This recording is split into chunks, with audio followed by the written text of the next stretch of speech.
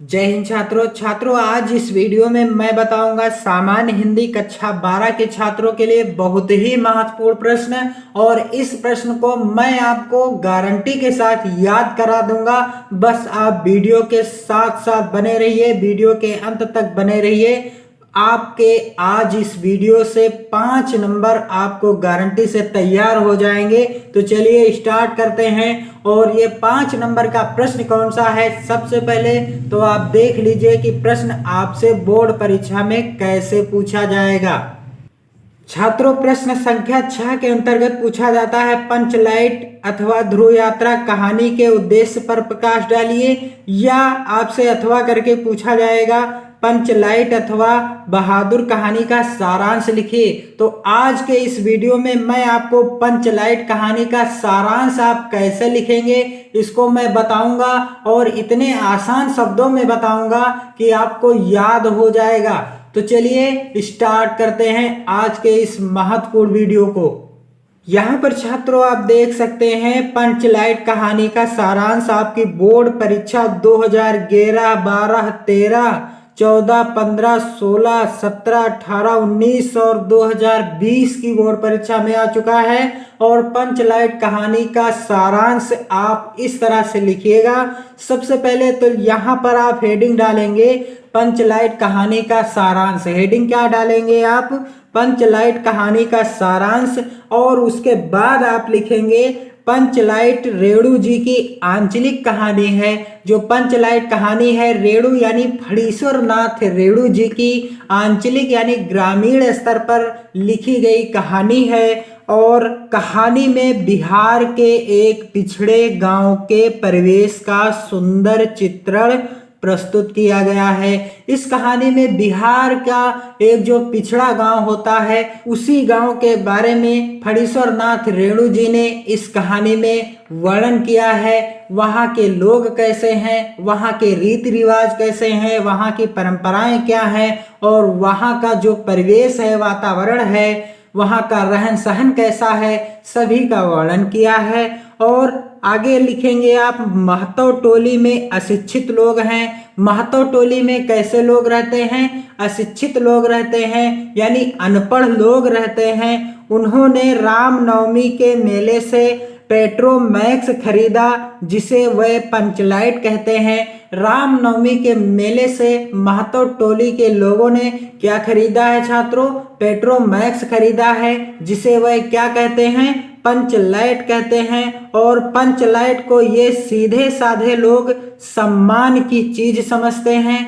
पंचलाइट को ये लोग क्या समझते हैं कि ये हमारी सम्माननीय वस्तु है, इसका हम सम्मान बढ़ चढ़कर करेंगे और उसे सम्मान की चीज समझते हैं।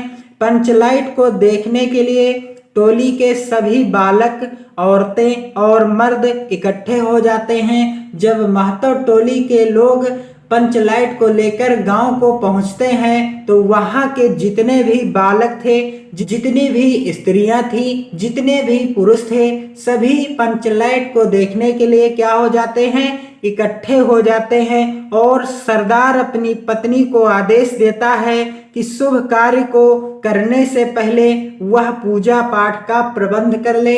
यानी पंचलाइट को जलाने से पहले सबसे पहले क्या किया जाएगा?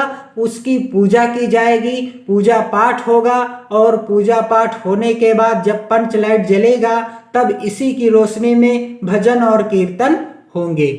सभी उत्साहित हैं, महतो टोली के जितने भी लोग हैं सभी खुश हैं और सभी उत्साहित हैं कि अभी शाम को पंचलाइट का प्रकाश होगा और इसी प्रकाश में हम लोग भजन कीर्तन करेंगे और हमारा मोहल्ला पंचलाइट की रोशनी से जगमगा जाएगा। परंतु समस्या उठती है। समस्या क्या उठती है कि पंचलाइट जलाएगा कौन? क्योंकि सीधे साधे लोग पेट्रोमैक्स को जलाना भी नहीं जानते। क्योंकि ये लोग जो पंचलाइट को लेकर आए थे ये लोग उसे जलाना भी नहीं जानते थे कि इसे जलाया कैसे जाता है। अब समस्या ये हो जाती है कि इसे जलाएगा कौन। आगे आप सारांश में क्या लिखेंगे छात्रों? इस टोली में गोधन नाम का एक युवक है और इसी टोली में गोधन नाम का एक क्या है, एक युवक रहता है। वह गांव की मुनरी नामक एक युवती से प्रेम करता है और वह गांव की ही एक लड़की जिसका नाम मुनरी है उसी से प्रगाढ़ प्रेम करता है। मुनरी की मां ने पंचों से गोधन की शिकायत की थी कि वह उसके घर के सामने से सिनेमा का गाना गाकर निकलता है। और मुनरी की मां ने पंचों से शिकायत क्या की थी कि जब ये गोधन मेरे मोहल्ले से, मेरे घर के सामने से निकलता है तब यह सिनेमा का यानी फिल्मों वाला गाना गाता हुआ निकलता है। इस कारण पंचों ने उसे जात से निकाल रखा है और इसी कारण पंचों ने उसे यानी गोधन को अपनी जात और बिरादरी से अलग कर दिया है, उसका दाना पानी अलग कर दिया है। और मुनरी को पता है कि गोधन पंचलाइट जला सकता है और मुनरी को पता है कि गोधन जो है पंचलाइट को जलाना जानता है। जब पंचलाइट आ गई है अब जलाने वाला कोई नहीं है, गोधन को जलाना पता है, लेकिन पंचों ने गोधन को क्या कर दिया है, अपनी जात और बिरादरी से बाहर कर दिया है। आगे आप लिखेंगे छात्रों, वह चतुराई से यह बात पंचों तक पहुंचा देती है। और मुनरी क्या करती है, चतुराई के साथ यह बात पंचों को बता देती है कि गोधन पंचलाइट को जलाना जानता है।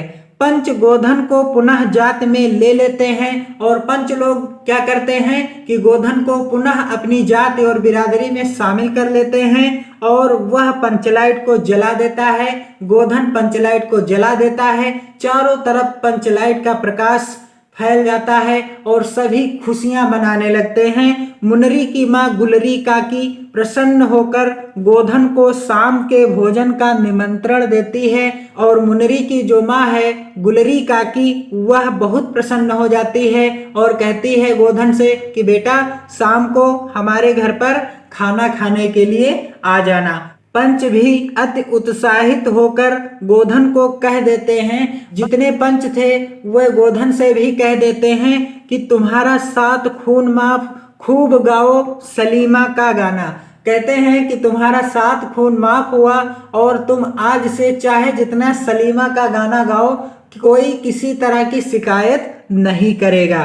पंचलाइट की रोशनी में लोग भजन कीर्तन करते हैं तथा उत्सव मनाते हैं। जब पंचलाइट की रोशनी फैल जाती है तो सभी भजन कीर्तन और उत्सव मनाते हैं। कहानी का कथानक सजीव है।